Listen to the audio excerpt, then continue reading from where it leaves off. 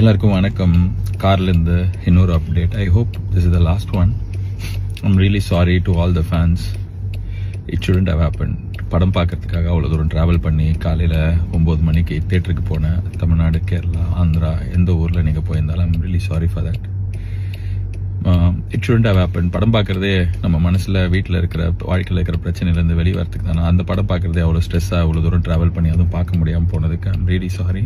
நான் இதை எதிர்பார்க்கல. I'm really hopeful. இன்னைக்கு சாயங்காலம் 6 மணிலேருந்து இந்த பிரச்சனைலாம் சால்வ் ஆகி படம் ரிலீஸ் ஆகும்னு நான் இதை நிறைய நாள் யோசிச்சிருக்கேன். May 14 படம் ரிலீஸ் ஆகும். கருப்பு ரிலீஸ் ஆகி பெரிய பிளாக் பஸ்டர் ஆகும்னு சொல்லிட்டு எனக்கு நான் இதை மேனிஃபெஸ்ட் பண்ணியிருக்கேன். I'm very hopeful.